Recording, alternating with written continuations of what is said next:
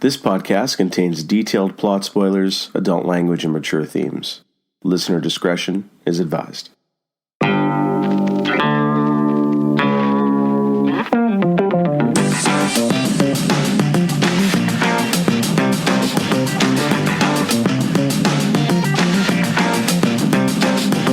This time on a podcast of rare antiquities, one shall rise, the other shall fall. This is episode 29, and today we are taking a look at the Transformers. Now hold on, before you turn off your iPod and discuss, it is not the 2007 Crap Fest by Michael Bay, nor any of the other subsequent 4 Crap Fests by Michael Bay. This is the 1986 animated version of the cartoon Transformers, and I will be your host, Geoff. And I am your co-host, Harry. All right, man, welcome to the show. Thanks for doing this here, episode 29. How's it going so far, man? No, it's going good. I haven't seen this one in a very long time, so quite interesting. Blast from the past. Yeah, it's definitely a blast from the past, for sure. You know, we usually reminisce a little bit. You know, the Transformers is a little bit larger than just one movie. So let me ask you, first of all, what's your memory of this film? And, what can you tell me about your relationship, if any, with the Transformers, whether it was the old cartoon or the toys or whatever? Yeah, with this film, not so much. I know I've seen it a long time ago, and it might have been in bits and pieces on TV or somehow. I have no idea, but I don't have a vivid memory of this movie, even though I remember that Optimus Prime had died. So that's what I had remembered. But the show, on the other hand, big part of my childhood. Growing up, Saturday morning cartoons in the 80s, this was one of the staples. It was a must every weekend. Transformers, along with other cartoons like G.I. Joe and stuff like that. But this was definitely one of them. And it was probably what I would guess is, at least the most males, like boys who had grown up during this time, this is the one cartoon that I would venture a guess that they most gravitated to or attached themselves to on those Saturday morning cartoons. Mm-hmm. That's what I remember. Did you have any of the toys? Was that a thing for your childhood? To be honest, I preferred G.I. Joes because I could stage epic battles between my Star Wars figures and G.I. Joe figures. That's pretty much what I would do. The Transformers they were just much bigger than those figures, so they didn't kind of fit. I did want to get an Optimus Prime or Megatron. Like I wanted to get the gun, transformed in the gun. And I should have started with Optimus Prime because the minute we walked into a toy store and he saw that this thing was a gun, he slapped me across the face and kicked my ass into a car and says, "You're grounded." That's pretty much it. Well, okay. That's where my Transformer toy movie starts and stops. Big gun guy than your dad then, I suppose, huh? Yeah. He said you watch too much violent stuff. Instead of, worrying about Rambo, because he enjoyed watching that, it was Transformers' fault. Everything was Transformers. It was the fake sci-fi cartoon guns that are the problem, not the real guy. Essentially, he just probably couldn't understand it. What the fuck are these things transforming into guns? That's pretty much what happened. Just couldn't wrap his head around it. It's a little different, that's for sure. For my memories, I completely agree. I think every guy who grew up through the 80s must have had something to do with the Transformers. It was one of those cartoons from our childhood that, like you say, was a must-see. You couldn't miss the Transformers. The film, for me, I did see it in the theater when it came out, and it was not all that easy to track down after the theatrical release until the DVDs came out. But, I remember... like you say, all you really remembered was that Optimus Prime died. And I always remember the movie fairly well, but for sure that moment was, not to be a drama queen, it was traumatic for me as a 7-year-old watching this film. I couldn't believe it. Optimus Prime was one of my heroes as a kid. So this film was just etched into my DNA from a very early age. I had so many of these goddamn toys. Holy shit, did we have... I'm not going to say we had every Transformer because that would have been impossible, but if I was getting a toy for my birthday, Christmas, saving up with my allowance, chances are, if it wasn't a Star Wars toy, it was a Transformer. So which one was your favorite? Was it Optimus Prime? Yeah, my favorite one was Optimus Prime, and I don't know why. This is maybe the toy I'm talking about. Yeah, the toy. Yeah, the toy he was my favorite. We did have a Megatron. The gun was pretty cool. We had Bumblebee and Ironhide and those guys. I mean, they were all pretty cool. Grimlock, the Dinobot, was probably a close second favorite for me. I had him. It's kind of neat because awesome. Awesome. Grimlock rules. Yeah. Yes. The toy was cool because they kind of had like a reflective gold accents to them. It doesn't really come across in the show there, but the gold accents were all, like the metallic reflective bit. So he was a pretty cool toy. And did they talk? I can't recall since I never owned one. Any of these talk or had made sounds and stuff like that, or they just were foldable? No, the original ones didn't have any voice chips or anything like that, as far as I know. Some of the later ones, I think they started to build that stuff in, but the early ones, they didn't. They did a version, I don't know if they added voices or not. They did a version after, sort of in the later years of the original cartoon, and I can't remember what they were called, but like there would be like a second version of Optimus Prime, and it was almost like a power cell that you could like plug into him, but the power cell would transform into a small robot as well. I don't really remember what the deal was there. They might have added voices at that point. The original ones, they didn't. No. We did the same thing. Like you said, you staged like the epic battles with the G.I. Joe figures and the Star Wars guys. And we did the same thing with the Transformers figures. And we had so many of them. We'd set up these huge like dioramas, these epic battlefields. And what we would do in order to simulate like the laser blasts, we'd find these old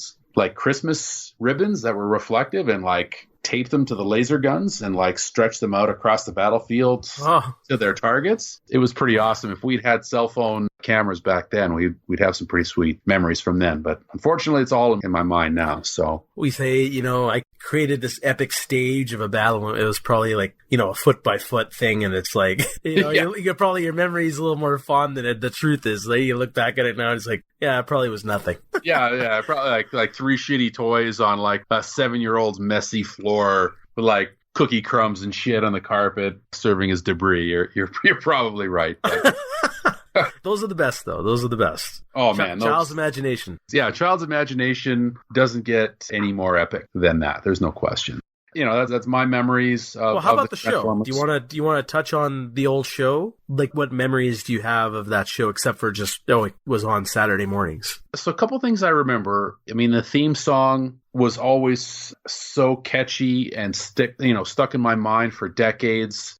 I loved how cool it was that in the very first episode, you see them all on Cybertron, and when they transformed, they were like these futuristic ships and cars and stuff. And then when they came to Earth, they scanned the local stuff and turned into different machines. And I always thought that was cool. And I love that image, they had of the crashed Autobot ship in the desert, and that was like their home base. Right. But they always had that image of it sort of sticking up out of the rocks there. And that's just one of the images that's always stuck in my mind. Energon cubes, it's another aspect of the show that always kind of stuck with me. It just always felt like although it was obviously made for kids, it was sort of a mature type of show. The concept of the Decepticons, where they were always backstabbing sons of bitches, was still a layer you didn't see. They weren't just generic bad guys. They were treacherous and deceitful. They actually were evil, as opposed to like G.I. Joe. They were just bent on world domination, but you really saw the evil. Well, you got Starscream in both Cobra Commander and Starscream. Same guy. In fact, lots of voice overlap between those two shows. My two favorite villains, voiced by the same guy. Epic voice. When you've got a voice like that, you're playing a bad guy. Yeah. For sure. I mean, it was such a good show. At least I remember it as such. I mean, I haven't really revisited the TV show in quite a while. Obviously, a vehicle to sell toys. I don't think there's any question of that, but I think they did a lot with what they had. They could have just put a bunch of robots on the screen that transformed into cars and jets and shit, and they would have sold a million toys, but I thought they put a little bit more into the show than felt like they gave a shit. I think that's kind of why it still resonates. How long did that show last for? The original iteration of Transformers, I believe, lasted for 4 seasons. But, like cartoon, I had like 50 episodes a season. So lots of episodes of Transformers. But yeah, about 4 years, and came back in several other iterations over the years. I think there were 5 or 6 versions of Transformers in different forms, and including Beast Wars, where they're inexplicably apes and gorillas and shit. So that was a weird one. Sounds terrible. Well, you know what? It was one of the first fully computer animated TV show cartoons, they did some interesting stuff, but it didn't really age well because the early CG just looks terrible. And Optimus Prime was a gorilla. He was called Optimus Primal. It was just bizarre. I remember the internet with the movie, flames on Optimus and all that stuff. People were complaining about, just like nips on Batman. It's like when I hear Gorilla Optimus, I think Optimus slips on a banana peel. I don't know. He may have slipped on a banana peel, had nipples and hair. In fact, that's totally possible that all those things happened. Those are my memories of the cartoon. Like you say, it was must-see TV. Yes. Your week was Transformers was the center, and then everything else was planned around that. That was how important it was. It was close to the top for sure, if not the top, on Saturday morning. Yeah. I've got lots of trivia, but I'll kind of pepper it in as we go. Any other thoughts before we dive into Transformers? Again, love the cartoon. A couple of standout episodes for me was always, the introduction of the Dinobots, which I believe were conveniently buried right beside the ship where they crashed.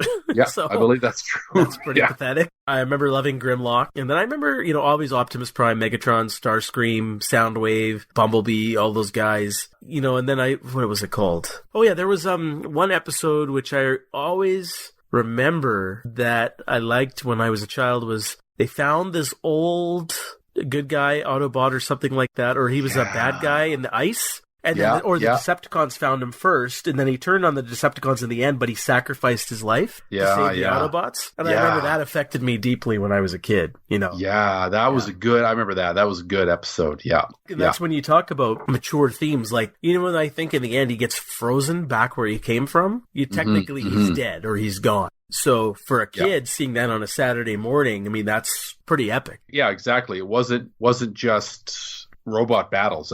It felt like they did so much more than meets the eye, I guess, if you wanted to say. Did you have a favorite? Starscream's always number one. Yeah. He's such a fucking asshole, isn't he? I love it. Well, Megatron's an asshole too. Yeah, so they both are, but I love the dynamic that they created between the two. So great. Yeah. Oh, man. Yeah. Optimus, this classic Optimus. I hate the Optimus Prime from the Bay movies. Not a fan of any of that stuff, but I love Optimus Prime here. He's number one, and then Starscream and Megatron. Just love them. Their comedy duo there. They could take that on tour. It's fucking great. Oh, yeah. For sure. Awesome. And maybe we could talk a little bit about the Michael Bay version a little bit later, just because, we need something to take shit on. All right. Well, let's roll out into this one here. So, Transformers the movie. In the far-flung future of 2005, 20 years after the introduction of the robot civil war on Earth, the evil Decepticons have conquered the Transformers' home planet of Cybertron. The leader of the Autobots, Optimus Prime, sends a squad to Earth to replenish their supply of energon so they can stage a full-scale assault on the Decepticons. Megatron and the Decepticons catch wind of the plan and intercept the Autobot transport and attempt to infiltrate the Autobot base on Earth. As the Decepticons arrive, Autobots Hot Rod, Cup, and their squishy human pal Daniel, along with their allies, fortify Autobot City against a full-scale siege. But the waves of evil robots keeps on coming. The battle appears lost until the arrival of Optimus Prime and reinforcements from Cybertron. Armed with only a laser rifle and some bitchin' 80s power chords, Prime single-handedly obliterates the Decepticon army and faces off against Megatron for the epic final battle, and all of this before the end of the first act.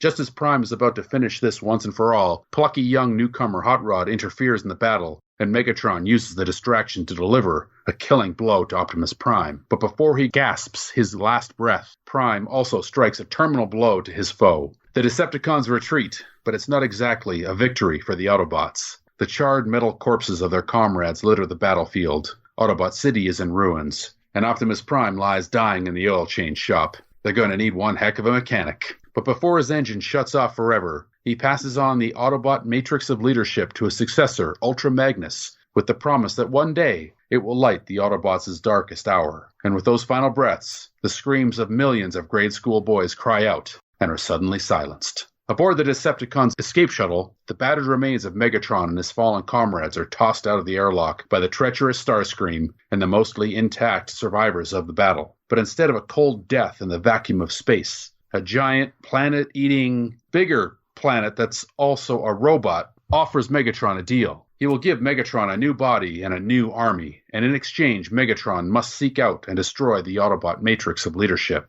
Megatron is transformed into Galvatron, and his new army sets sail for Cybertron just in time to reach the coronation ceremony of the new Decepticon leader, Starscream. His reign is short-lived, however, as Galvatron makes all dreams come true by vaporizing Starscream and takes command of the Decepticon forces once again. Man, I always hated that asshole. On the 2 moons of Cybertron at the Autobot bases, the remaining forces attempt to evacuate as Unicron has come by for a little midnight snack. He devours Moonbase 1 and has Moonbase 2 in his sights. The survivors successfully detonate Moonbase 2 just as it crosses into the huge maw of Unicron, but the explosion doesn't even scratch the paint, and the remaining survivors are devoured by the huge creature. Back on Earth, the Autobots are mobilizing an attack on Unicron before it can destroy all of Cybertron, but the Decepticons arrive just as the Autobots are escaping, and the 2 Autobot shuttles are separated as they attempt to flee. Hot Rod, Cup, and the Dinobots crash on a strange alien world, while the shuttle carrying Ultra Magnus, Little Daniel, and the girl Transformer, you can tell because she's pink, crashes on a planet composed of old junk.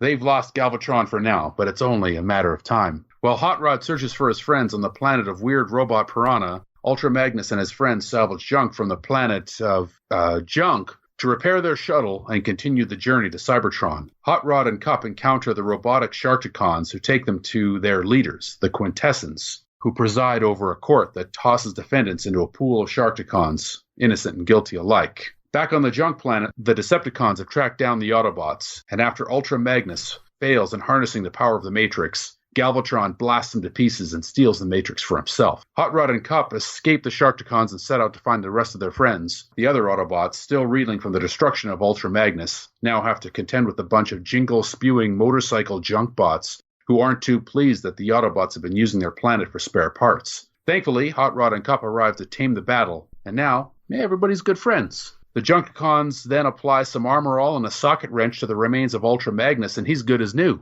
Too bad these guys weren't back on Earth when Optimus bit the dust. Back on Cybertron, Galvatron confronts Unicron as he now possesses the Autobot matrix of leadership. Unimpressed with Galvatron's resistance, he declares he will now destroy Cybertron as well. Unicron then transforms into his gargantuan robot form and devours Galvatron and the Decepticons. The Autobots arrive to make their last stand, but fare no better than the Decepticons, as Hot Rod's shuttle crashes into Unicron's face and they are all swallowed deep into the caverns of Unicron's body. The remaining Transformers valiantly battle Unicron on the surface of Cybertron, but the battle does not go well. Inside the depths of Unicron, Hot Rod sees the light of the Matrix, but Galvatron still has possession of it. Seeking redemption for that one time where he totally got Optimus Prime killed, Hot Rod engages Galvatron for the fate of the universe. Hot Rod holds his own for a bit, but Galvatron gains the upper hand and vows to crush him the same as he crushed Optimus Prime. But Hot Rod reaches for the Autobot Matrix, which responds to him in a way that it never did for Ultra Magnus,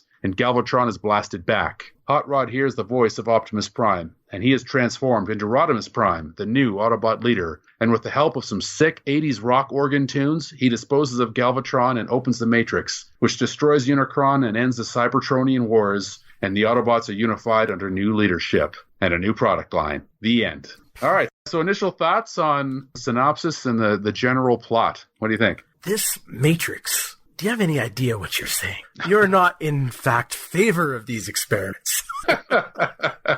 On paper, actually, it sounds pretty good. A lot of curious things with respect to the main players from the cartoon in an obvious ploy to sell more toys, which we could talk about. I find some of this disturbing, but the story for a kids' cartoon sounds pretty straightforward, even though I feel that the end result's a bit more complicated, and not complicated, but more confusing. What you say on paper makes complete sense. And is pretty straightforward, short enough to, actiony enough to keep the kids entertained. Yeah, not bad. It sounds pretty good for your synopsis. Yeah, so just listening to that and knowing the phenomenon of the Transformers, how would you guess this movie fared when it originally came out in 1986? I would guess that this movie tanked.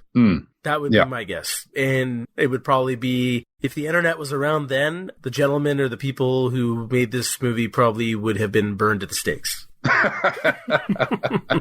Why do you think it would have tanked? I don't know. I just think the blowback from killing a lot of the major players. Yeah. I don't know that I exactly would say that it tanked, but it was not a box office success. It had a budget of about $6 million, and the domestic box office at the time was only around 5.8. So did not break even at the domestic box office. at the time, for sure. So yeah, you could certainly consider it a cinematic failure. I'm assuming that this was completely released after the show was done, correct? Oh, no, in fact, it was not. This took place between seasons 3 and 4 of the show. So in season 4, there's no Optimus Prime? In season 4, we pick up where this leaves off in the future, right? Like originally it took place in modern times in the 80s, and the time jump of 20 years into the 2000s, yeah, it jumped forward, and that's correct. It continued without Optimus Prime, and many of the Autobots that were summarily executed in the first scenes of the film. So that's right. Optimus Prime eventually did return, but yeah, it definitely took a more sci-fi slant in the last couple of seasons after the movie came out. Well, yeah, when you get rid of, your star players and the people that, you fell in love with, Han Solo, Luke Skywalker, or soon to be Luke Skywalker, I would assume, you're in risky territory here. Yeah. With the fan base. So it's ballsy. I mean, that's the one thing I will say about this movie before we get into the details. Ballsy. Yeah, I agree. I think it was very ballsy. And one thing I'll bring up now, and we can kind of talk about as we go. So I have the 20th anniversary DVD, and, it's actually a very robust special edition, and it's been reprinted for the 30th anniversary in Blu-ray. But I listened to the commentary on the film, and I don't do that a lot with movies because so often they're really dull and boring. So the commentary was with the director, Nelson Shin, the story consultant, Flint Dilley, and the voice of RC, the girl transformer, Sue Blue. Wow, these are epic porn names. And great contribute. Now, the commentary is carried on the back entirely by Flint Dilley, and he worked on the cartoon before and after, wrote a lot of episodes, and basically he said that their mandate was to kill off the 84 product line, and most of them had been discontinued, not all of them, like the Dinobots, for example, continued. So their mandate was to kill off everybody else, introduce the new characters, give the old characters their payoff where possible, and also to show all of the characters both in their robot form and their whatever vehicle form would have been. And that was basically it. Everything else, they could do whatever they want. So what he said was that they were just told they had to kill Optimus Prime. They didn't realize that they were obliterating all of these beloved characters. It just didn't really enter into their minds. And that's not to say they didn't care, because he said that one thing about Transformers is everybody really did care about the show and the movie, and they really did want to create good stories. But that was kind of what they thought they were doing. They didn't really realize the impact it was going to have. So I thought that was kind of an interesting tidbit there. So anyway, just a little bit more trivia. So as I said, directed by a gentleman by the name of Nelson Shin, who was actually born in North Korea. Good for him for making it out to the free world. His credits most notably include he's the overseas production director for 160 episodes of The Simpsons between 2003 and today, 2017.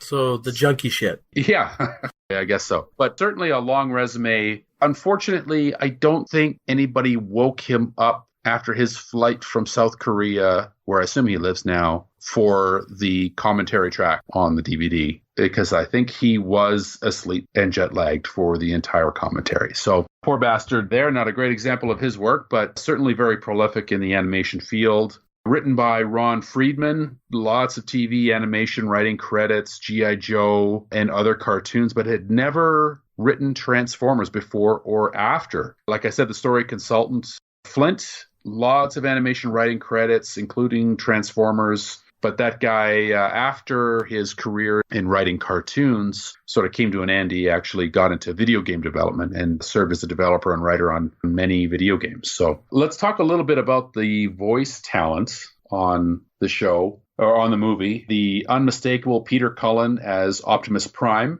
Mm-hmm. He voiced Optimus Prime in 4 of the Transformers TV shows that were on the air, including the original, as well as the voice of Optimus Prime in all 5 of the Michael Bay features. He continues as the voice of Optimus Prime even to this day. He As I've used the term working actor before, this guy's a horse in the voice acting community. 174 credits to his name. Other notables, he was Eeyore in a bunch of Winnie the Pooh TV productions. He was on the Ghostbusters cartoon, not the real Ghostbusters cartoon based on the movies, but that weird otherworldly Ghostbusters cartoon. I don't know where the fuck it came from. G.I. Joe. He was a voice of one of the Mogwai and the Gremlins in Gremlins. I mean, basically, this guy voiced your entire childhood, and you didn't know it. So, very prolific. Leonard Nimoy as Galvatron. I don't think we need to say anything more about that. Leonard Nimoy, ladies and gentlemen. And Orson Welles as Unicron. I found this the most interesting. Yeah, I found this the most interesting as well. I mean, Orson motherfucking Welles.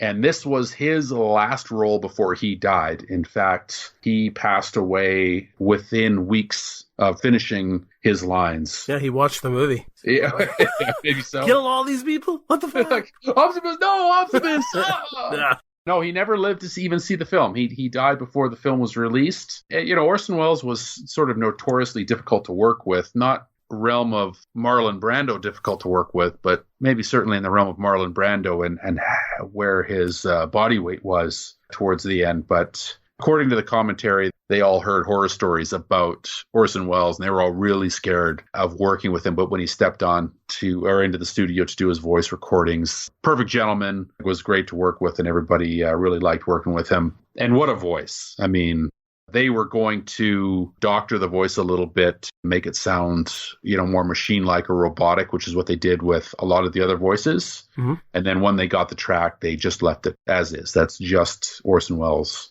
untreated. So I thought that was pretty cool.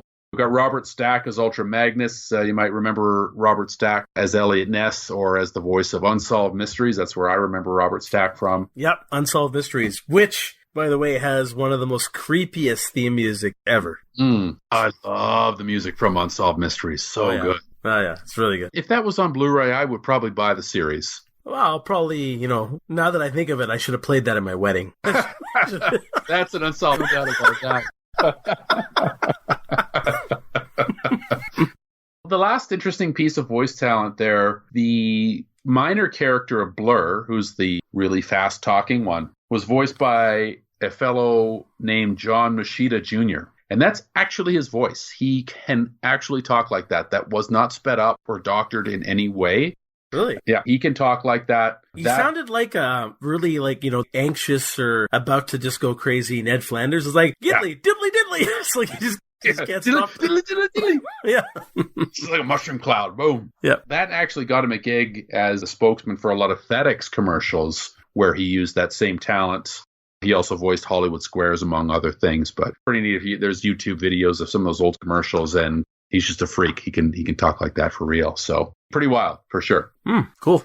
Let's get into the film here. So we open the shot of space with Unicron eating that planet, and then we kind of get the voiceover and we see Cybertron. So as I said, let's talk about opening scenes here. So as I said, this is a 20-year time jump from when we left the Autobots and Decepticons, who were kind of trapped on Earth, both sides trying to get enough energon in order to get back to Cybertron, or the Decepticons stealing all of Earth's natural resources to get there, and the Autobots protecting the humans. But 20 years later, it looks like the Decepticons won. So what are your initial thoughts with the look of the film, maybe some of the style of animation and art, and just how this opens with Unicron eating a planet? Well, I mean, the animation fits the TV show to a T. I mean, it matches.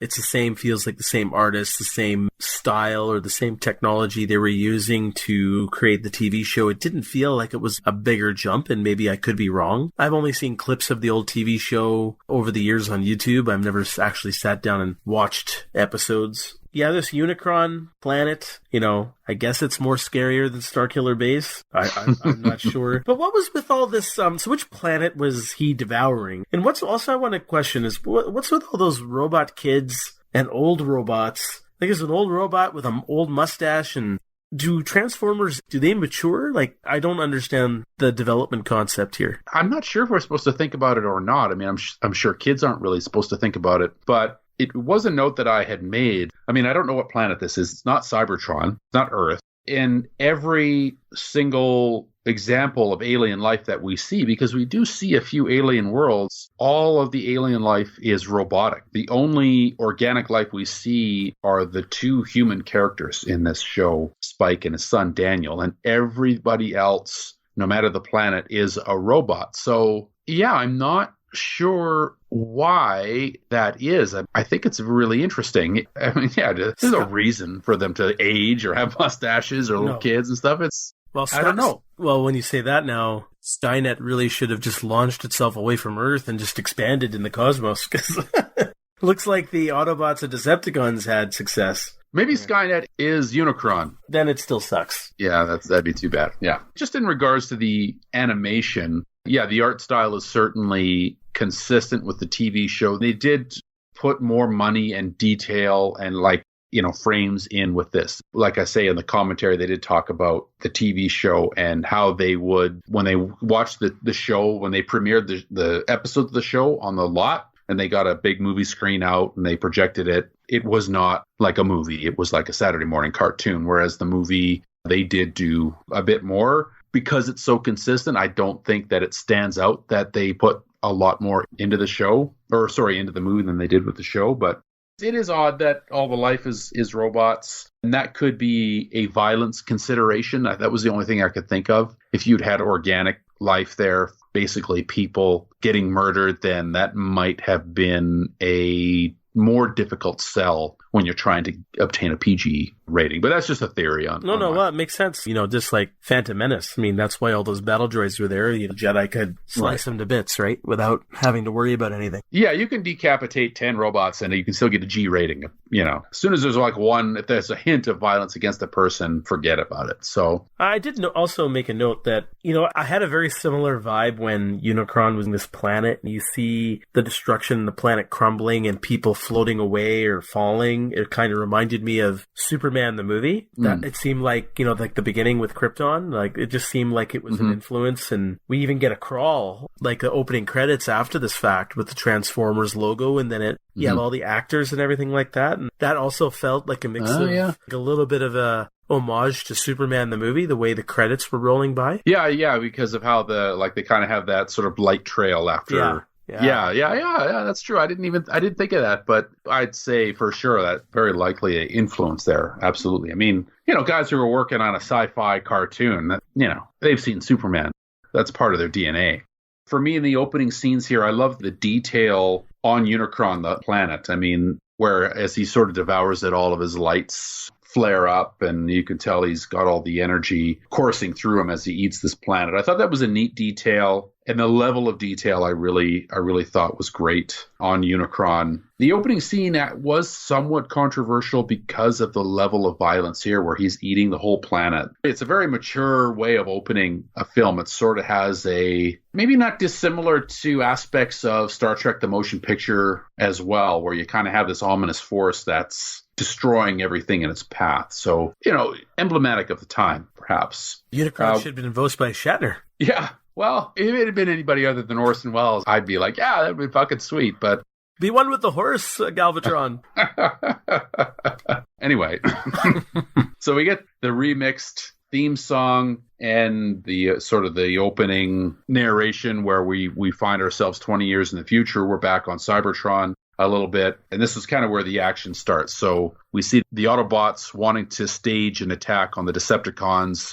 The Decepticons have their spies there, so they can kind of intercept the Autobot plans, and they chase them down. So let's just talk about up to the scene where the Decepticons intercept the Autobot transport to Earth, and they basically execute all of the characters that we know from the cartoon. So again, I know it's probably, it's been a while. I don't know if you remembered a lot of those characters, but how did you find the scene there where they blew open the Autobot ship and killed all of the good guys? Well, as I said, this was, to me, ballsy. I didn't remember most of the names, but I remember the medic Autobot, the white with the health medic symbol on his arm or something. And I said, he looked familiar. I'm pretty sure he was on the old show, and they killed him right away. And it's like, so I said, this is ballsy. As an adult, I go, okay, interesting, especially since I now have a bit of a detachment from Transformers because it's been so long since I've seen the show. But man, for a kid, and this is like right in, as you said, between seasons 3 and 4, this is released. You got kids probably bawling their eyes out in the theater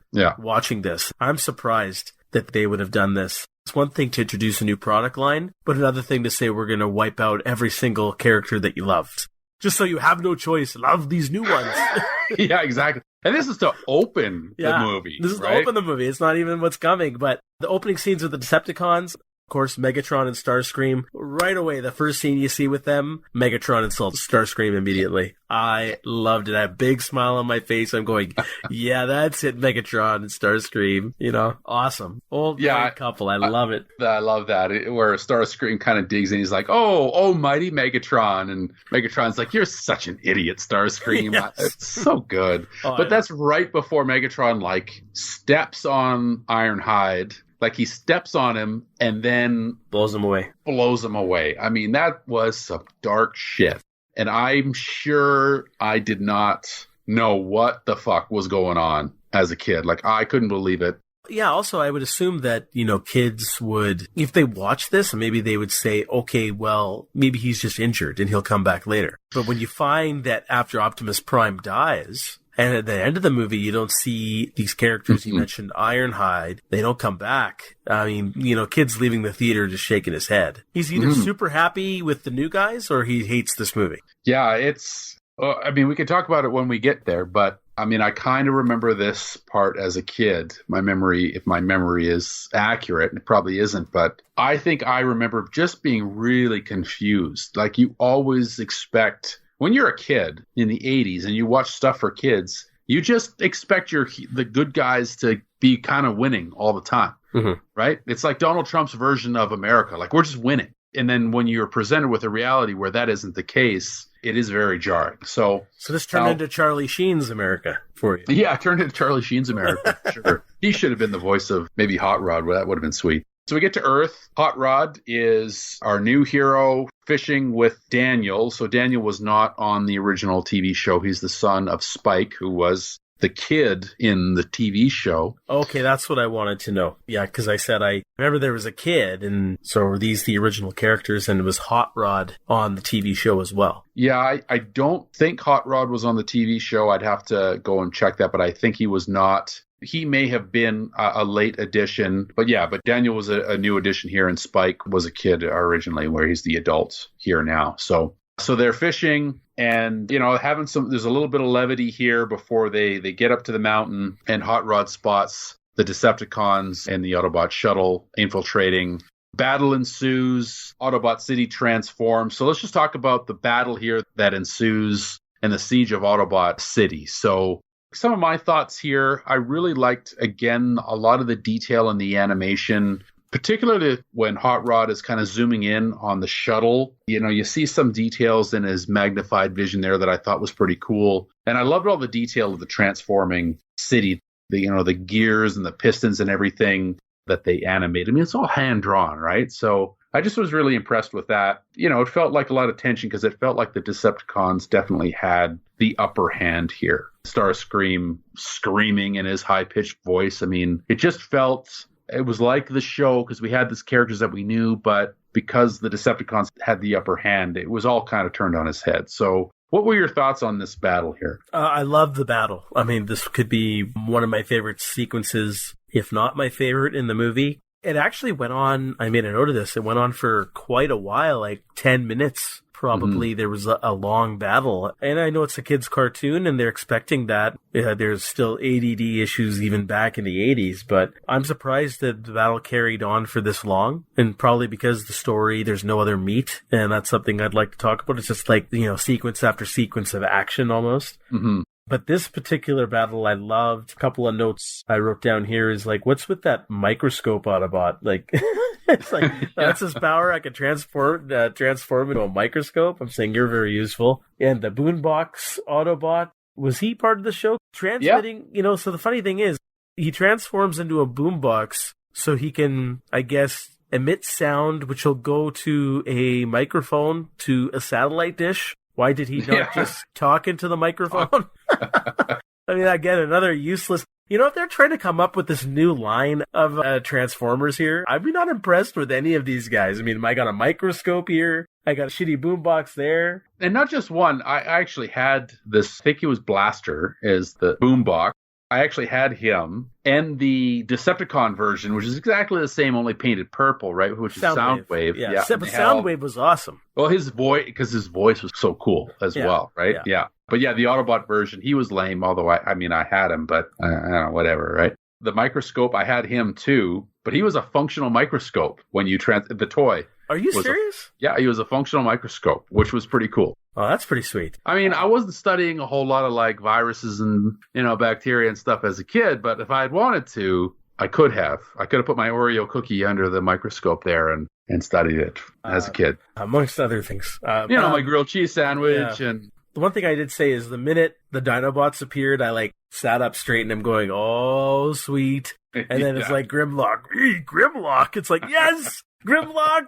But then they get wiped out so easily by that big Decepticon, and then they don't do anything else. I was disappointed. I was really disappointed. I wanted them to be a bit more involved here. And then obviously Optimus Prime and Megatron, sweet fucking fight. That was awesome. Except for the cheesy 80s Sylvester Stallone music. Oh, I love that song. When Optimus lands and the organ starts and he starts transforming, that was awesome. It was awesome, but it carried on for too long. Like the vocals, they could have started it and then just kept with instrumentals, but the vocals kept repeating and repeating, and I think it's the same song for the whole goddamn movie. It's not, but let's face the 80s, right? It is pretty generic. It isn't the same song, but yeah, I hear what you're saying. It's not the Beatles, right? I mean, it's 80s hairband metal. I mean, and then that's all it is. But I do love how we could talk about the soundtrack. I loved how they pumped the start of the song in as Optimus Prime is like, I'm going to go and finish this. That was awesome. It's like, he must be stopped. And it's like, at all costs. And then he just rolls out on his own. Yeah. That was awesome. I mean, Optimus Prime, he's fucking awesome. He is pretty fucking awesome. And I mean, they found such a good voice actor for it. I mean, that guy's voice is so good, like that deep voice. You really believe that he has that leadership just tone to it.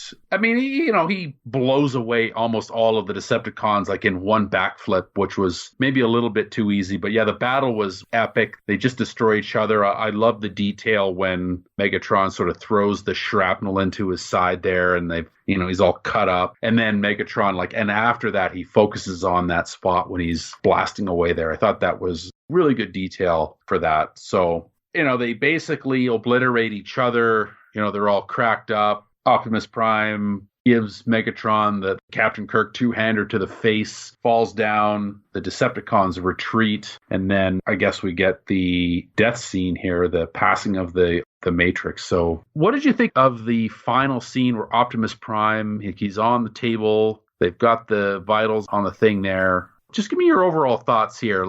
How do you think the kids at the time are watching this, and how are, as an adult, how are you seeing this? Is this effective to you emotionally at this point, or is it just, I don't know, too much? It's not too much. I kind of wish it was a bit more. It's effective and it's sad. Not that I got the feels, because, when I remembered he died, again, I'm a bit more detached and mature now. If I watched this when I was a kid, if I did watch it, maybe that's why I don't remember it. I just blocked it out of my memory.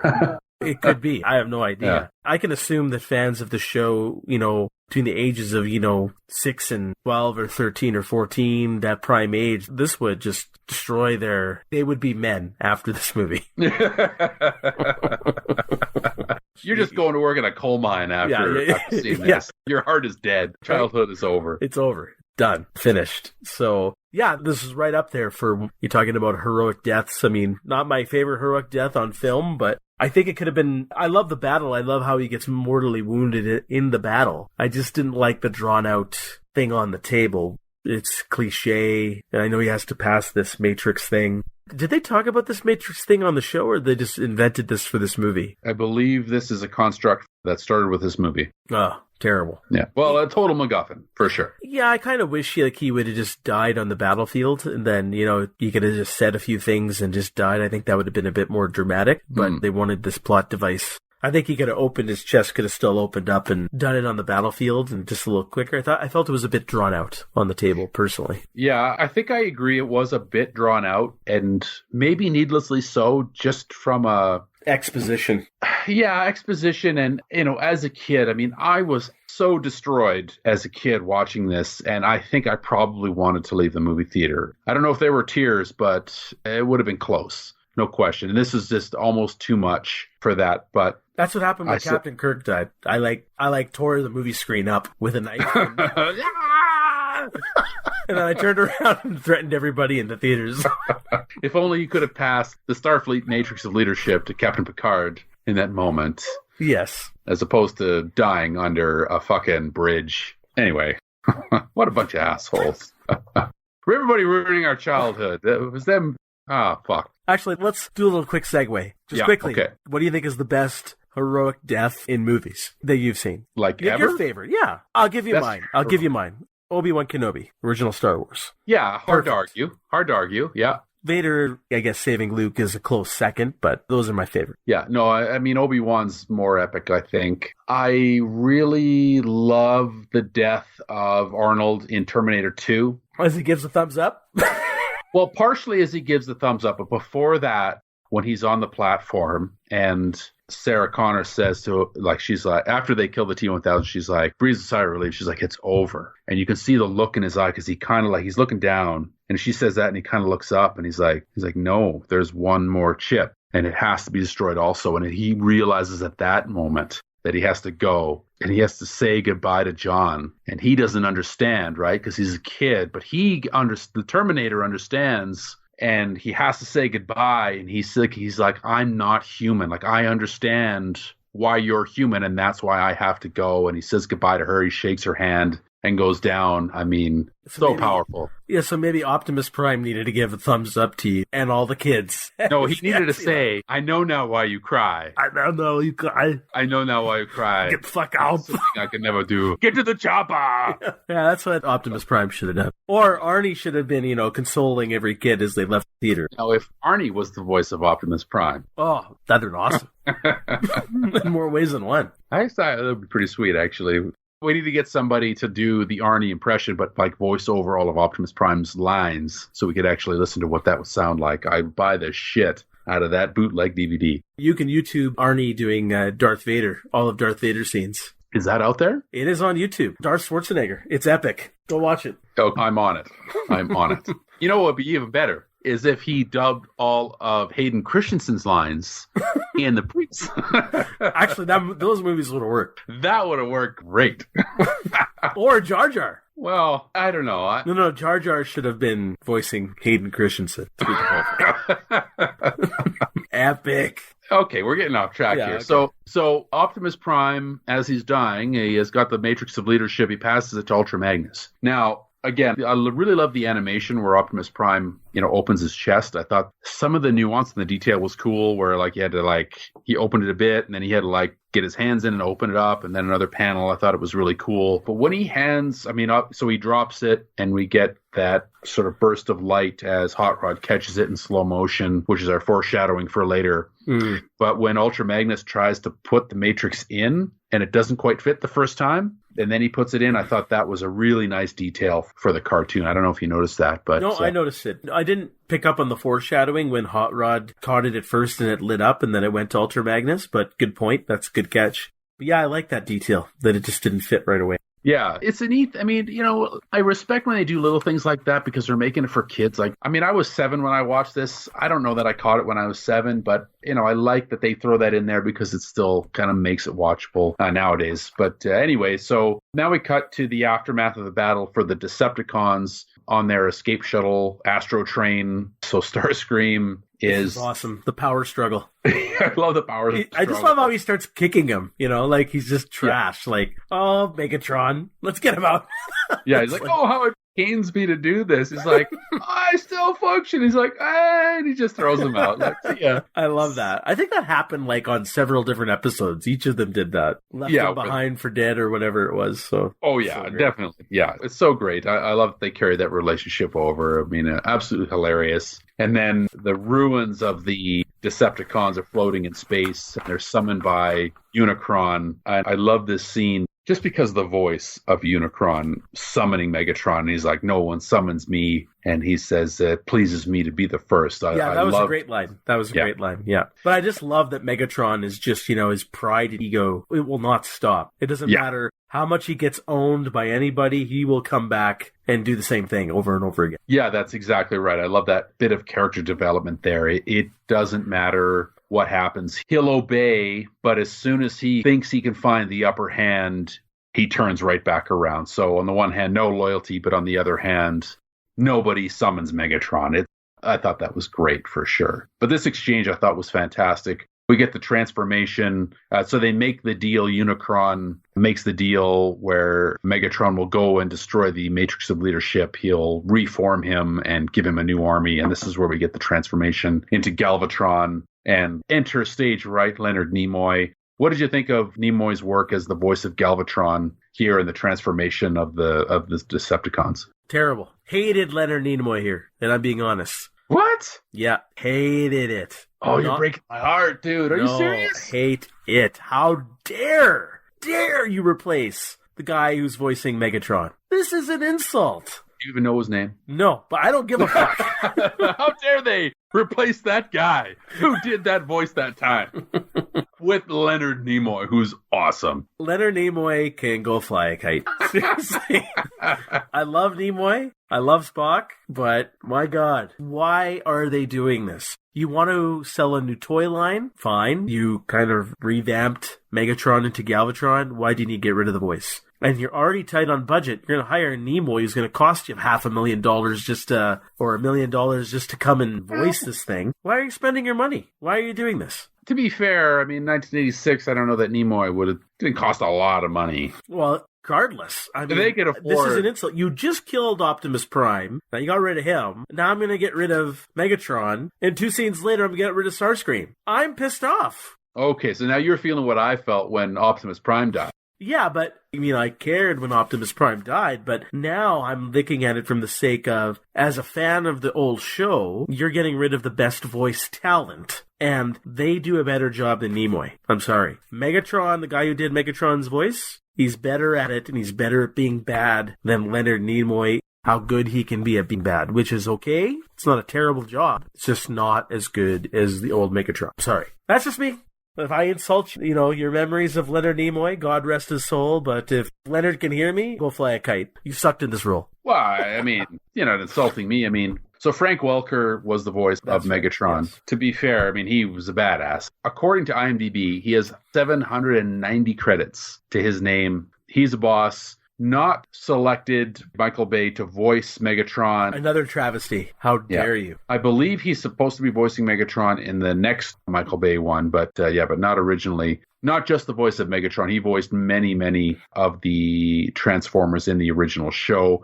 I do believe he came back after this movie to voice Galvatron when the show came back. I'm not sure. So I hear what you're saying for sure. I just loved. It's just an insult. Even just forget the fans. Like, you're talking about the actors who have been here. Why are you doing this? Well, no, but he's still there. I mean, they got rid of Peter Cullen as well. I mean, they got rid of everybody. Everybody's a new voice. Everybody's going to come back for the show eventually. But if you're doing that, so why bother? Just because it's a movie, I got to have a movie star's name? Not so much a movie star's. Trekkies were really paying attention to Transformers. No, I think that wasn't the reason. I think the reason would have been more. I think they wanted to establish these characters as new. Like, they killed Optimus Prime. Even though Megatron, they reformed, I think they wanted to establish that it was a different character, even though it was, an extension of Megatron. It was different. That's what I think they wanted to do here. I don't think it was necessarily designed as it wasn't designed as an insult to the guy.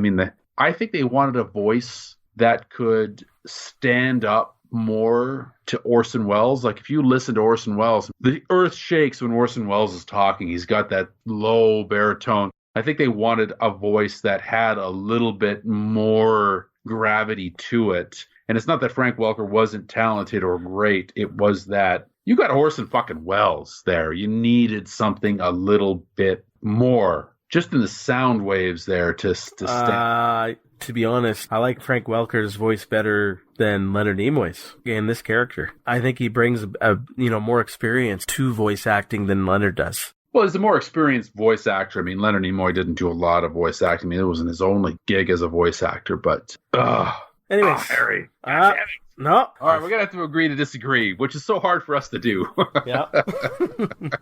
We're terrible at that, you and I. Yes. Anyway. Starscream's inauguration. Starscream's inauguration. And I love this little scene here where it's just this sort of, clown court ceremony with the idiots blowing the trumpets and Starscream with the fucking cape and the crown and stuff. This should have been Trump's inauguration. It should have been. It should have been. It probably was behind the scenes.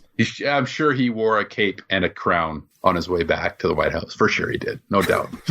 And there were trumpets, no doubt. I thought this was a funny scene. And just Galvatron's just not having any of it. It's like, he says, like, this is bad comedy, and just fucking obliterates him. Boom. And I know it's a loss of Starscream at this point. I'm pissed. I lost Optimus Prime. I lost Megatron. Now I lose what could be my favorite character. It's Starscream. The guy who, brings all the joy and humor to this show. Seriously? Why? I was begging as a kid for Starscream to get killed, and to see this happen. I thought it was neat that he was killed by another Decepticon. I loved it. I thought it was great. No. But I understand what you're saying. Yeah, it's a loss of another character. But really, the thing is here with the show, now I'm going to bring up a point. It's not just because, we're biased and we love these characters. You don't have any of these interesting dynamics moving forward that work as well as the old characters in this movie. So now this movie suffers. The second half of this movie, in my opinion, suffers a great deal because you don't have these dynamics that have been established in the show or were as strong even in the first movie. If we just jump forward way in the future and Optimus Prime, Megatron, Starscream, and all these other guys are long gone, and this is your all new Transformers that are happening, and this is the story about them, that's fine. Good work. But now I've got... it's just like what J.J. Abrams said. Oh, well, I put Luke Skywalker in Force Awakens. No one's going to care about anybody. So Optimus Prime's here. Now I don't care about anybody else. Sorry, did you just pay J.J. Abrams a slight compliment there? No. J.J. I did not. No, and that's a fair point. I mean, you're right. Again, that is one of the issues that you could take with the movies. They're basically stepping on everything that we've, grown to love in the interest of basically selling different toys, right? Because if I already own Starscream, I don't need him to be the star of the movie. I need, whatever the other asshole's name is. I don't even remember. So that's a good point. I agree with you to the point where that is an issue, but where I do differ from you is that, we know they're selling toys. We know that they need to put out the new line. So they could do that in any number of ways. I respect that they did it like this, that they gave those characters some payoff. At least, I like the relationship between Megatron and Starscream, but at least that relationship got some closure. Oh, yeah. Because he shot him in the face. Anyway, as we kind of move on from that, we get... In my notes, it seems like we're at a... Unicron comes by and eats up another planet? Or or a ship? Jazz and Cliff Jumper and the dad, or Spike, or Bumblebee all get consumed? Unicron approaches Moon Base 1, which is a moon of Cybertron. Yeah, that's right. So we get Jazz, we get Cliff Jumper, and they're communicating with Ultra Magnus and the crew that are kind of back on Earth, and that's where the crew back on Earth discovers that Unicron is a thing, and Moonbase 1 bites it, Unicron eats it. Bumblebee and Spike manage to kind of escape, but Moonbase 2 then eventually becomes the next victim. They detonate Moonbase 2 in an attempt to destroy Unicron. Doesn't work, so they all get sucked in to Unicron. Yeah, and the kids still are thinking at this point everybody's dead. Yeah, everybody's dead. Bumblebee, Spike. Shit, it's dark at this point here, and we're into Act 2, and that's when a movie is kind of generally gets a little darker. It hits the downturn a little bit. Ultra Magnus and the Autobots back on Earth are mobilizing to, they realize that Cybertron's in trouble, so they're putting together their squad to go fight. But it's at this point here where Galvatron and the Decepticons come intercept them at Earth. So there's a little bit of a battle here. So let's talk a little bit about the scenes where the Decepticons intercept the Autobots. There's a bit of a space battle. There's some of the humor with trying to get the Dinobots onto the ship and the Autobots get separated. What are your thoughts in these scenes here? Well, I like the humor with the Dinobots. Like, anytime Grimlock is on screen, he steals the show. I just love Grimlock. Like, he's just hilarious. Even though he's a dumb hilarious. He's just a dummy, but it's awesome. I wrote down here, it's like there's just no break in the action. Since this movie has started, there has not been... The only downtime we got was the couple of overly long minutes drawing on Optimus Prime's death. Mm-hmm. And that's it. Ever since then, it's been action, action, action, action, action. And I feel that they need a bit more of a breather, and we're not getting it. I just wrote that down. I found the space chase battle here, left a lot to be desired. It wasn't anything special. But I did like the humor with the Dinobots. I think you're absolutely right. I mean, it kind of goes from one action scene to another action scene to another action scene. It doesn't slow down at all to let us catch our breath. And I didn't really have too much of a problem with it. I think, you get a bunch of giant robots that shoot, that have lasers, and they've got a giant, civil war going on. It's hard to slow down. We get a bit of a slowdown on the Autobot ship here where Kup is sort of telling some old war stories, and we get a little bit more humor with Grimlock. He's like, no, tell me more war stories and stuff. But it's not enough, I think, to kind of get you to sit back, relax, engage with the characters a little bit. So it kind of just keeps going. Another Star Wars influence there, I think, with Hot Rod doing battle with some random sort of drone on the ship there, which I thought was kind of a neat, little influence. I mean, it's clearly Star Wars. Mm. So the Decepticons catch up. The Autobots are separated. The ship with Hot Rod and Kup and the Dinobots crashes on one planet. And then the ship with Daniel and Ultra Magnus and RC, the girl Transformer, they crash on another. So we get we kind of cut between the two different planets. So let's talk about the planet where Hot Rod and Kup land on with the Sharkticons. I just wanted to ask you if what you thought of the art design and the animation as they're on this planet here, if it stood out for you or if it's kind of nothing.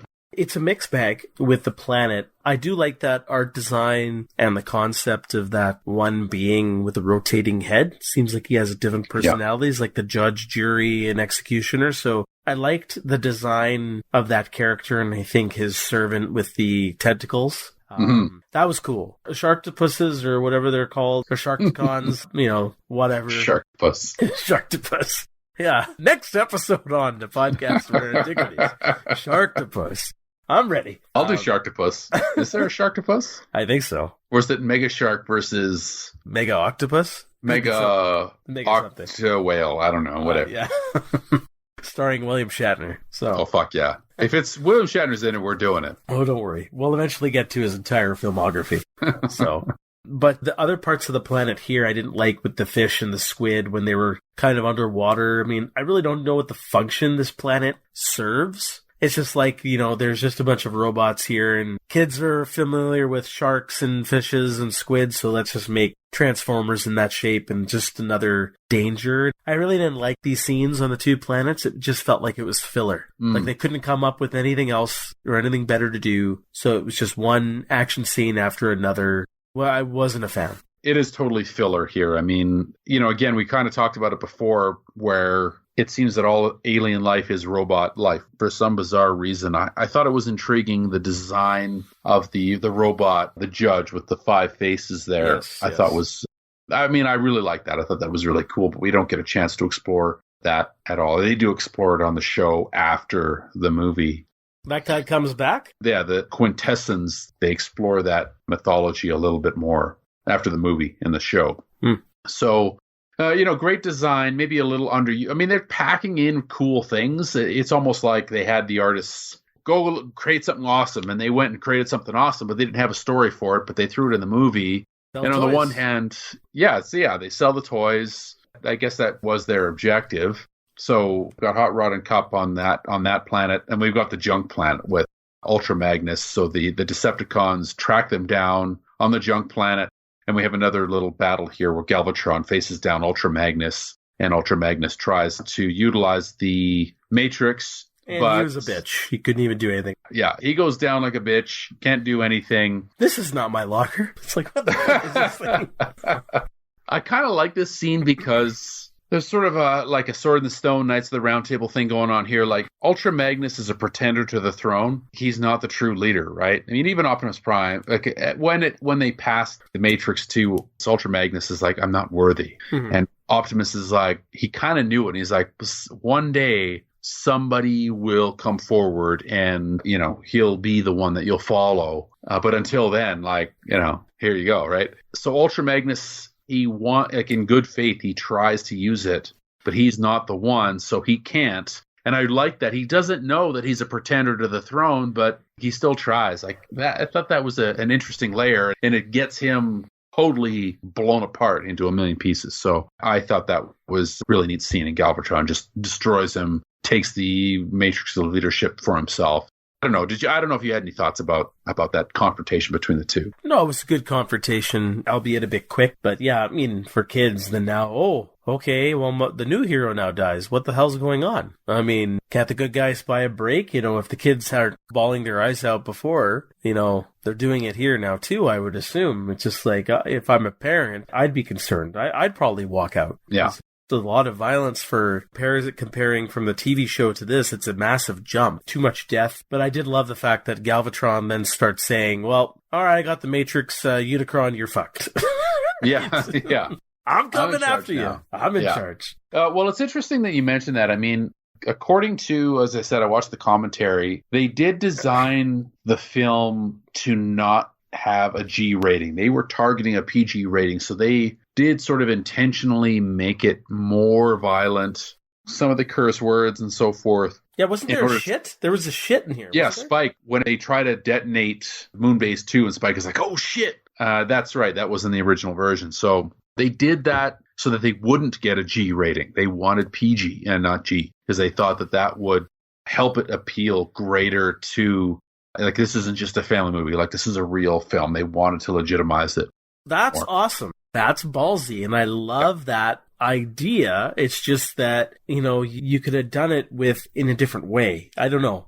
I just feel there's something missing in this movie. We can talk about that when we get to the end there. I mean, I do agree that there are some things missing there. But the kids are about to get some awesomeness here. You're wondering what was there for the kids. Well, here's what's there for the kids. So Hot Rod and Cup escape the Sharkticons. So we get a win for the good guys finally. I like that scene. I don't remember if it was Hot Rod or Cup. He just punches that guy in the face and all of his teeth come shattering out of his mouth with some 80s metal playing in the background. Doesn't Grimlock and the dinosaurs come in and help them out? Yeah, the Dinobots come in, So the gang's kind of getting back together. I love the fact that Grimlock says, execute them. Grimlock say, execute them. It's like, yes. Like every line he's got is like, Grimlock say, and then whatever, right? Yeah, it's just awesome. I love Grimlock. Yeah, he's so good. He's such a fucking doofus. But just as an aside, so we'll take an aside here. When I was about 6, so before this movie came out, I had a Grimlock costume for Halloween that my dad built out of all of the cardboard boxes. So I was walking around like arms at 90-degree angles, like just cardboard boxes, just basically taped to my body with tinfoil and gold wrapping paper and shit as Grimlock. It was fucking rad. Let me tell you. You'll never see it before or since, and it was awesome. Yeah, Grimlock rules. You know what my parents made me dress up as? For myself. I want to hear this. Myself. I had to go as myself. So, you wore like scary. That coat and stuff. Yeah. No, but as scary as that is, I had to come up with, familiar ways. So it's like funny how we play hockey, ice hockey, my sock keeps falling, right? I don't put tape on it. But this actually, goes back to my childhood because I had to actually dress myself up as a hockey player. So I put on all my stinky gear. Nice. And I walked out, but I had no hockey tape, so my socks kept falling down. Because I was walking around doing trick-or-treating, right? And I was basically you're saying you're not you, you're dressing up as you when you play hockey, you're saying. Yeah. Hey, man, anything to fool anybody. It works. Who's that asshole? I don't know. Some douchebag wearing his hockey gear. Go as Zombie You at least, man. Like, come on. That's next year. That would be a good costume, actually. Zombie You. I would respect that costume. Probably look almost exactly like you do now because, let's face it, you don't look great. Okay.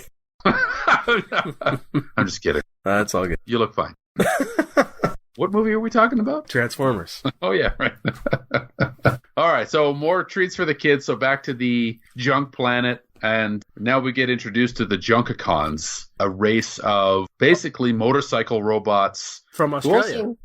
From Australia, who kind of look like they're also samurai and speak in TV jingles. I kind of like this. What did you think of the battle here? The only thing I liked is Dare to be Stupid. Dare to be Stupid. Are we talking about Dare to be Stupid right now? Go for it. Dare to be Stupid. We've talked about Weird Al Yankovic on our very first episode. One of his, we'll say, original songs, not a direct parody of another song. Dare to be Stupid is I believe the correct form, or the correct word is a pastiche, which is a sort of combination parody of other bands here. So, but still an original song by Weird Al. What are your thoughts on Dare to be Stupid? Love it? Hate it? I love Dare to be Stupid. I don't remember it from this movie. I listened to the albums when I was young at my cousin's house, and he got me into it, as I had mentioned before. So the minute this song came on, before I even heard Weird Al's voice, because you don't even hear Weird Al until the end. I noted it down here until the end of this little battle. Then you start hearing Weird Al sing for about 10 seconds. But it's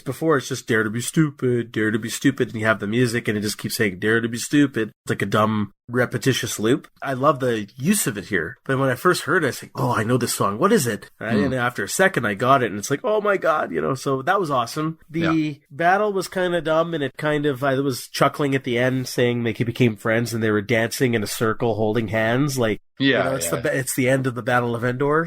Totally, yeah. Yeah, so it was a little cheesy, but it's okay. It's a kid's cartoon. But the battle itself is kind of a lot to be desired for. Yeah, okay. I mean, I like the battle. It had a sort of a chariot gladiatorial feeling to me, which I thought was a neat take on it. There weren't stakes to the battle, though, because we didn't know who these bad guys were, so I never really felt any real threat here. But the song, I mean, I love Dare to be Stupid. I do believe this was the debut of this song. It was on a Weird Al album, which was released after this film came out, but the same year. So summer 1986, the Weird Al album came out with the song on it. But I do believe it did debut in this film. So, it's notable for Weird Al. It's the one and only time I believe that did happen. I really like this song. I don't think I ever, I always just took it as comedy, just as a goofy Weird Al song. And when I listened to it again for this movie, and I listened to it a few times, and I looked up the lyrics to read. I mean, it's pretty easy to understand. But I don't know if you would agree with me if there's anything more going on with the song other than it just being goofy. But it really feels to me that the song sort of speaks to doing what's unconventional, being different, like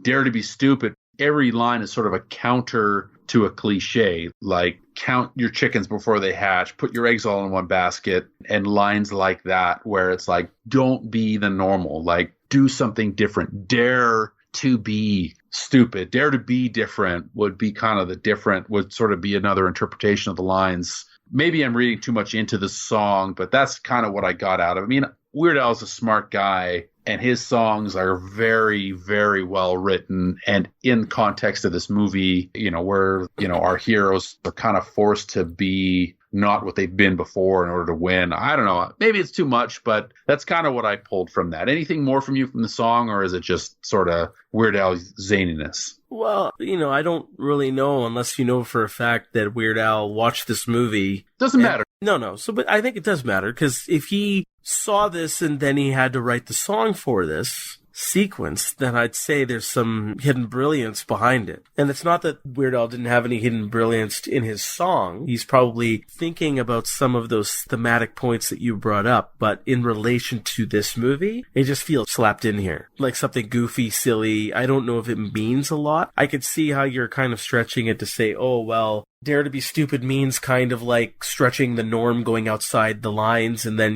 these guys seem like your enemies, and then you could become friends with them. Ha ha ha, let's dance around in a circle, holding hands, If that's what you mean by it, and if that was Weird Al's intention because he saw this or got a description of the scene and then wrote it for the scene this way, then it's brilliant. If it's just Weird Al wrote a song, they said make a goofy song, and he did that, and they put it here, I think it's just coincidence. So it's kind of a mixed bag. I mean, I think just past this scene, I think it's a greater representation of the whole, to be friends with these people who aren't our friends. sort of, be different, but I think it's larger than just this scene.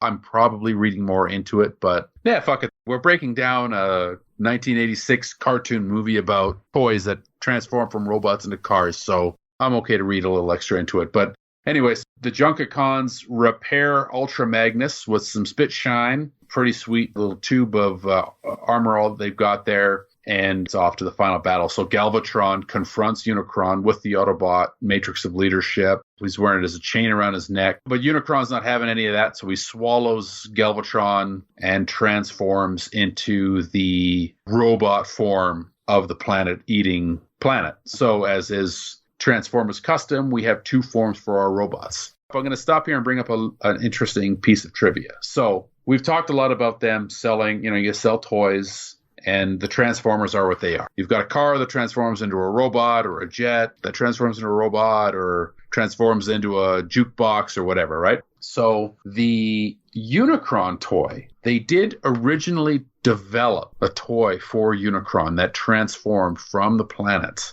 into the robot, but they could never make it work. And they first debuted the toy in 1996, so 10 years after this. But the toy was a piece of garbage, and they never released it for sale. Oh, interesting. So the first toy of the movie version of Unicron was not released until 2011 in honor of the 25th anniversary. Yeah, that was when the toy for this Unicron came out. They had a couple of different versions in the 2000s, like 2005, 2008, that were, they had Unicron as a character on later versions of the TV show that were kind of different. But this version of Unicron did not come out until 2011, 25 years later. I guess those toy makers should have been listening to repeats or on loop, Dare to be Stupid, think outside the lines. Exactly. Jesus Christ. How hard is it to figure this thing out? Well, I mean, it's interesting because usually they would design the toy and then put it in the cartoon, right? Like, okay, we've got Optimus Prime, we've got Hot Rod, we've got the jukebox dude, like all these guys, like they kind of designed the toy first and then put it in the cartoon. For this, they designed the cartoon character first and then had to try to build the robot, the toy, after the fact. And it was such an intricately designed character, like especially when it transforms into the robot. And I love that scene. Yeah, it's a good scene where he finally transforms. Yeah, but I thought it was very cool, all of the detail there. I thought it was great. But yeah, they were just never able to really figure that out for the toy. So anyway, so just as the Decepticons are swallowed, then the Autobots arrive on the scene and try to fight Unicron, who's the full robot now. I love that shot of Unicron standing in his robot form, standing on Cybertron. I don't know if you had any thoughts about how the robot looked there. He looked impressive. I mean, big. I wouldn't say scary, but menacing. Mm-hmm. Definitely a threat. I like the design. He was good. I don't know who shoots through his eye. It could be Hot Rod. Yeah, they crashed their ship through his eye. Through his eye. And I like that scene. I thought that was pretty cool. Mm-hmm. What is the motivation for Unicron? What is this character? He's hungry. He's just hungry. He's just one hungry SOB. He doesn't go into hibernation like a bear? Like, what the fuck's going on here? Well, I mean, I don't know. He's got light years to travel between planets, so he probably hibernates between light speed jumps. Yeah, there's no explanation for Unicron in the movie. I think they delve a little bit more into his backstory on the TV show afterward. I think. I don't remember too much of the show after this movie. Well, maybe this is why these toy makers had such an issue with him making him, because he's got this fucking ocean on the inside of his body. Yeah. It's like, what the fuck is this? Yeah, when I was listening to the commentary and the director was talking about, how they designed inside, and it was, part of it was he was so massive that there would sort of be these mini ecologies going on inside of him, and also that they wanted to kind of try to make him a living being, and living beings are mostly water. And that was his explanation. Whatever, I guess. He's like, water. Water. We need something to chase our heroes inside, so yeah, water. Yeah, exactly. So we get the sequences inside Unicron. Daniel's in his exosuit and comes across his father there, sort of in the Attack of the Clones production line or whatever, where they're going to fall in a vat of acid. Yeah, he saves this him. is a scary flashback here. Yeah, I know. I preferred this version, to be honest, to the Attack of the Clones version. So do I. Yeah. Then we get to Hot Rod. He's on his own. He's in the depths. He sees the Autobot matrix of leadership glowing in the shadows. He approaches it and encounters Galvatron. And basically the final battle ensues. And Galvatron, says he's going to crush him in the same way that he crushed Ultra Magnus and Optimus Prime. They fight for a bit, and then cue the music. This is the same music. Yeah, this is the same music. Prime, yeah, that's right. Yeah. So we get a callback to Optimus Prime's rock power ballad, and Hot Rod is transformed into Rodimus Prime, defeats Galvatron. He gets blasted into space,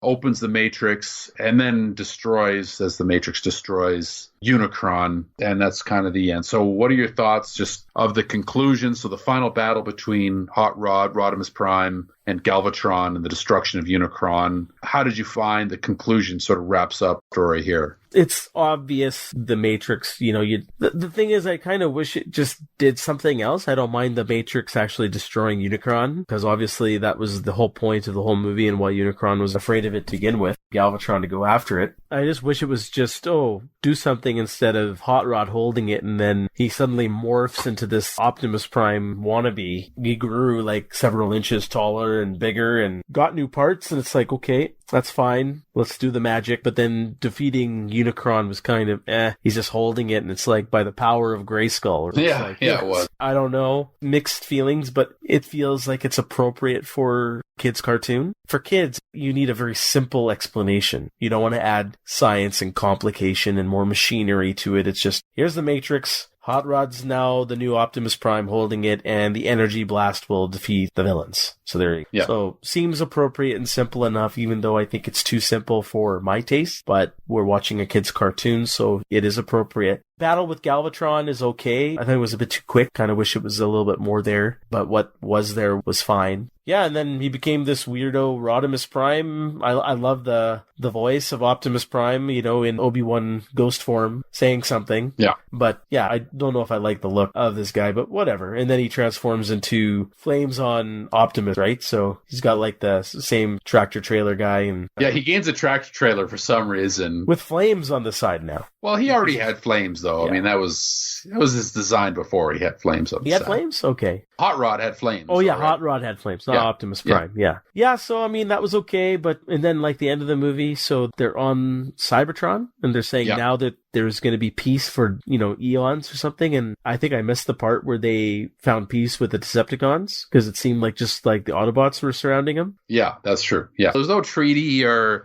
bridge to the Decepticons. It was just like, okay, well, we beat the Decepticons, so now there's a new age of peace. Yeah. Yeah, and that's it. So, bit of a rushed ending, but I felt that it almost hour and 50 minutes or whatever, however long this movie was, it was long enough. I think they could have trimmed some of those middle action scenes down to a bit more character moments, and then expanded this third act would have been, Unicron could have been a bit better. Yeah. I mean, that's fair enough. I mean, there was a bit of a rushed conclusion, and I think that was pretty emblematic of the whole film. Like, you don't really get a chance to stop to catch your breath. The whole movie is like action sequence followed by action sequence followed by action sequence. So if we're allowed to catch our breath, maybe we could have had a more nuanced ending. But like we say, right, as a kid's cartoon, you got robots shooting each other. I mean, it's hard to build in any more nuance than they already had. So, well, let's just talk about the film overall. One question I've got for you. So does this feel like just sort of a shameless cash-in to you, like just selling toys, or is it a little bit more than that? Hard for me to say. Feels, like they're taking chances because, you're telling me that they wanted to push for that PG rating instead of a G. Mm-hmm. And then obviously with killing off all the characters, all of this stuff is ballsy. It feels like a more mature cartoon.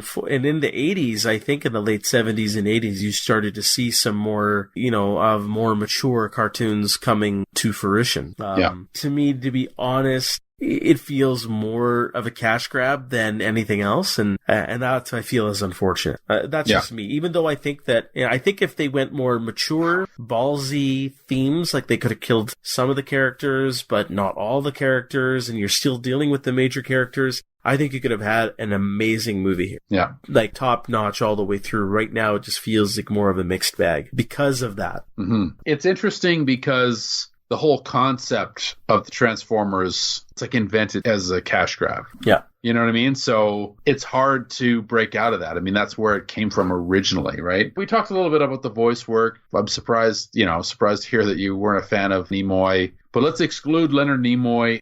I mean, what did you think of the voice work overall? Yeah, Orson Welles did a great job. I thought he was one of the highlights of the movie for me, along with the old voice cast. Man, losing Megatron, Frank Welker's voice as your main bad guy, again, replacing it with Nimoy, I felt it was such a step down that I felt it completely impacted my enjoyment of the movie. And it's not just because Megatron's such a iconic voice and Nimoy is such a terrible voice. It's not that Nimoy was terrible. It's just that I felt like he didn't really have... It's not that Frank Welker has a lot of range. I just feel he's able to, reflect that anger, frustration, desperation, and humor in his character of Megatron better than Nimoy did as Galvatron. And I felt that was a definite negative impact of the movie for me. And then losing Starscream, you lose that 1-2 punch. Galvatron had no relationships except that Unicron, and it was just, there was no, I know there was still, dominance versus, subordinate there, like the master versus the slave relationship with Unicron and Galvatron, but it was a different level. There was no equal footing, so to speak. Because Starscream can sometimes have his equal footing with Megatron. Mm-hmm. You don't have that here. I like Orson Welles. He did a good job. I hated Judd Nelson as Hot Rod. He didn't really bring anything to the table. All these new characters, their voice talents were adequate, I would say, competent, but nothing special. Mm-hmm. So for me, I'm not really gaining a lot when you take so much away, I mean, I can see what you're saying there. I mean, I think I disagree because of the weight that Nimoy and Orson Welles bring to the table. I mean, you're absolutely right. We lose Frank Welker as Megatron. He did such a great job. And the relationship with Starscream, that relationship is obliterated and replaced Unicron and Galvatron. But I loved, it felt like the tables are turned on Megatron there, where he was used to being the superior and dealing with the subordinate who just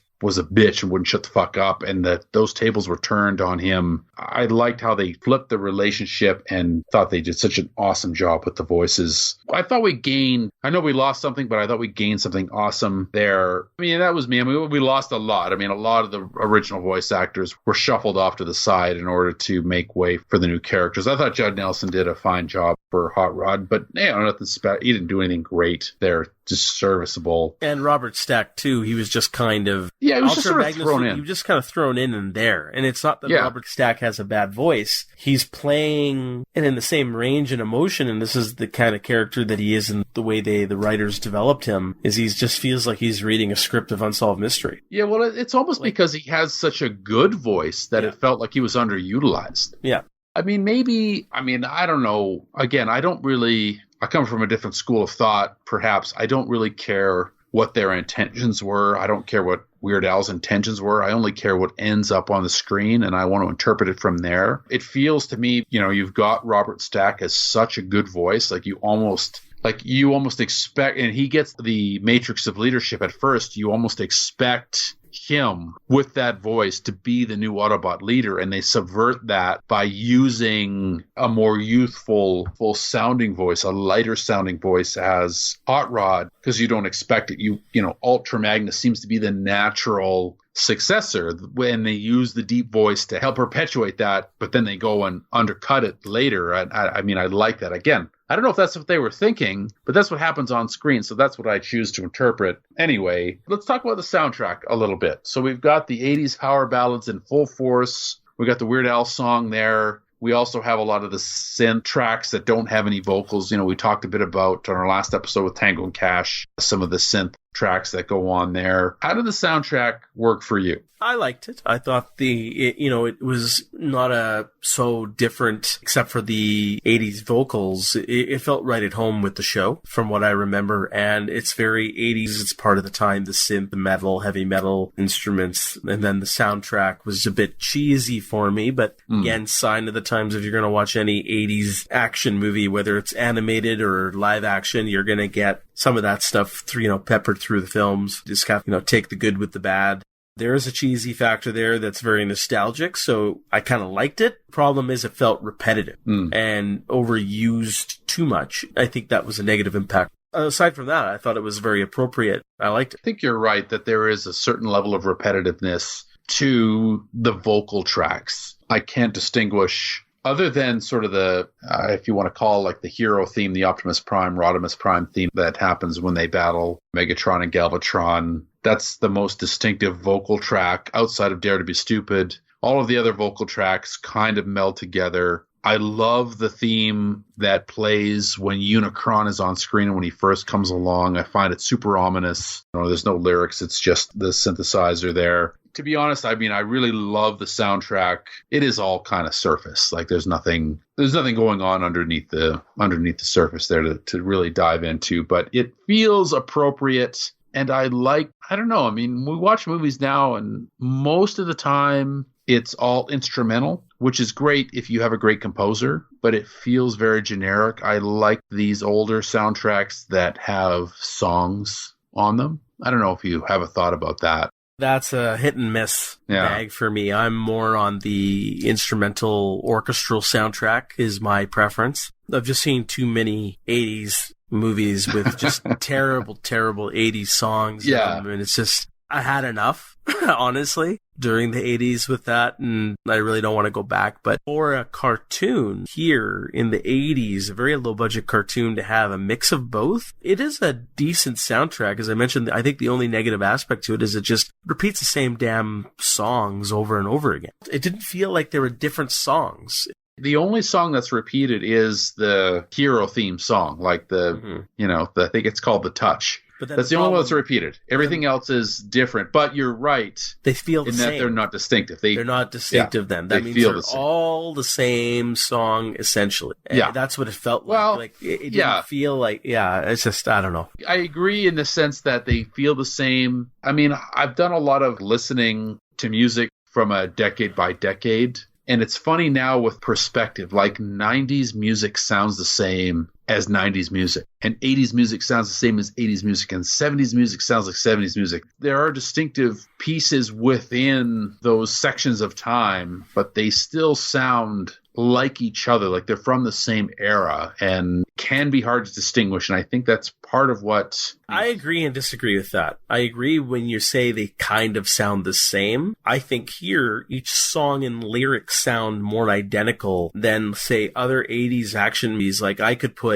A good example would be, some of those Sylvester Stallone 80s action movies or Chuck Norris action movies where they had a mixture of orchestral along with song. Yeah. But the songs in those movies were radically different. They were still 80s, and they had 80s instruments playing them, but the lyrics were different. Tone was different. They kind of had a different emotion coming from them related to the movie. And I think part of the problem here is in this movie, one of the problems is that everything is on a high because it's action. There's no breather. Even though there's some bad things happening, like high, intense, emotional, dark things happening, I don't get a dark song or a dark emotion to the music. I still getting high-end tempo 80s metal action music or action songs. And it didn't feel different. And I think it did that. No, I think that's a good point that you raised there. When they had a song, you're right. The songs always accompanied an action scene, so they were always a high energy, optimistic feel to the lyrical pieces of the soundtrack. And the only time you had variation was in the synth parts, which were sort of the down pieces. Yeah, so that's a good point. I didn't really consider that before, but I think you're right. That's a good point.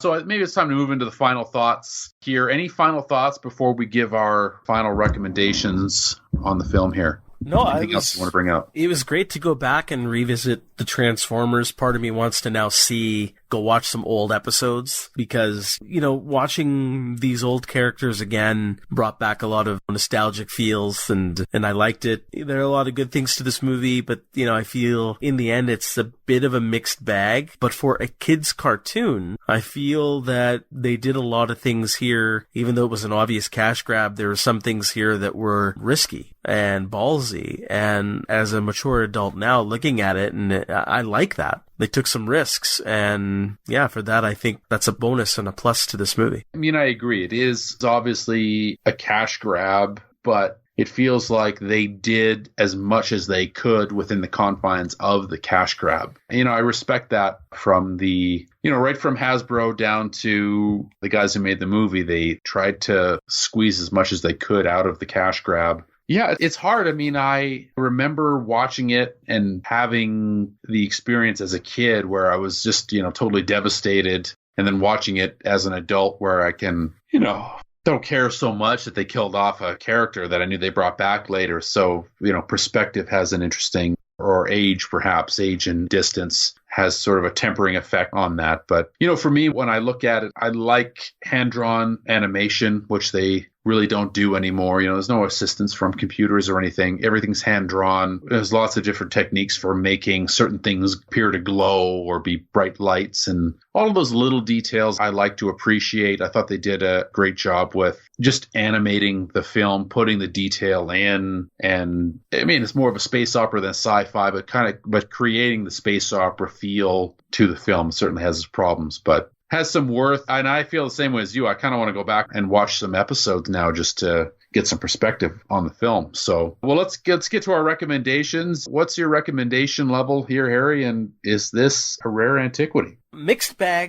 on the recommendation. I have to look at it from critical standpoint to be fair to all the other movies we have also reviewed. I think replacing the old voice talent with these new characters was a negative impact for this movie. It was an insult to the voice actors that came before. And it'd be one thing if you're replacing them with better voice talent for this movie. And I think Orson Welles is the standout performance for the new talent. He did a fine job. I think the other two, Nimoy and Stack and Judd Nelson and so on, whoever else was a newcomer to this movie, they didn't do as good of a job or what they needed to do to entice me and make me forget about the old voice talent. So that was a fail. The music, while appropriate and very 80s, was too repetitive for me, but I still like what they had there. The addition of Weird Al's Dare to Be Stupid was great, even though I'm not sure how, relatable it was to the scene. The third act was way too short, and I think a pacing problem here with just too much action. I think the strength is in the first act, and the second act is very weak, and the third act is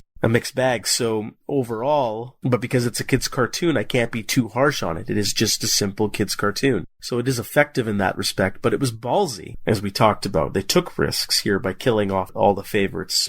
But the intention was for a cash grab. So it's I want to praise it, but it's it's like evil is behind the whole thing. It's all about money. And Hollywood is about money, and otherwise they wouldn't be making movies to begin with. So I would say it's about a low to mid-range recommendation for me. I think Transformers fans should watch it, even though their hearts may get broken because their favorites may get tossed to the side. I'm still weeping for Starscream myself. But yeah, low end to middle of the road, low middle recommendation. But it is a rare antiquity because they did decide to take heavy risks with this movie. For a kid's movie to have all your major heroes and just to be taken away just like that and leaving kids, even this new hero, Ultra Magnus, come in and he gets blown away halfway through the movie, even though he comes back in the end. And some of the old heroes you think that are dead, they're actually alive, but still just that traumatic, knowing what kind of impact it could have with kids. And they still went through it. And then, as you mentioned, they forced that PG rating. I think it's a rare antiquity. I appreciate your insights there, man. I kind of agree on the level of, I'm going to give it a sort of a moderate recommendation. I think you're absolutely right. I think the second act struggles a bit. It just goes to action, from action to action to action to action. We don't get a chance to slow down and hang out with the characters for a bit. I will disagree with you on the voice acting. I absolutely loved the voice acting in this. Orson Welles as Unicron was so excellent. I think Orson Welles as Unicron is worth the price of admission. I was surprised at your reaction to Leonard Nimoy. I thought he was so good as Galvatron, although I do understand, your reservations there because the original voice actors are so excellent, and I'm certainly not going to argue with you there. Quality of the animation, I think, needs to be seen. Hand-drawn animation, they simply don't do it anymore. The level of detail that's on display here is so good. I think that just needs to be seen to be believed there. But it is still effectively a kid's cartoon, and there's not a whole lot going on under the surface, which is why I kind of temper my recommendation down to sort of a moderate. Tough if you're not a child of the 80s and a fan of the Transformers. I mean, if you watch... But that being said, if you can stomach any one of the, well, what will soon be 5 Michael Bay Transformers movies... And I'm assuming a lot of you can stomach that because they've all made $300 billion for some reason. This is easily better than all of them put together. So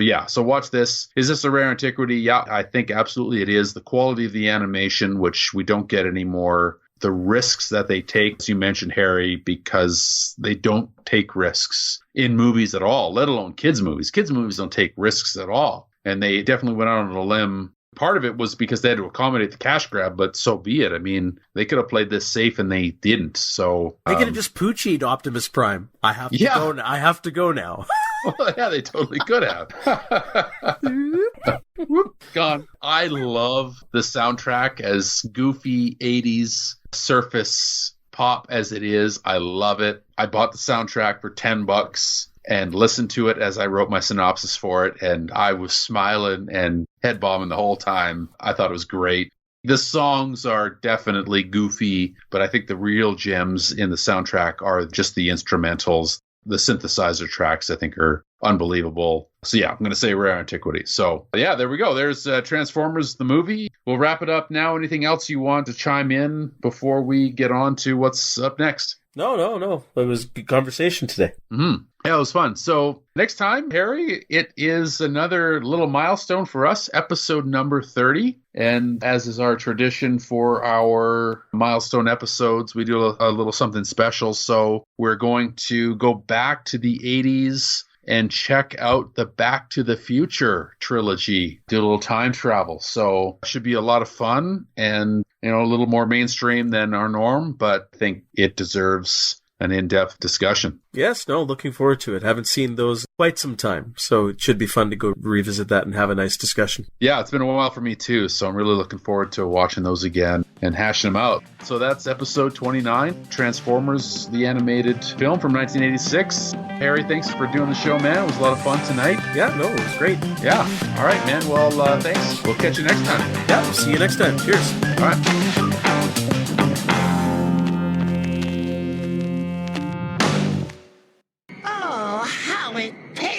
Me to do this.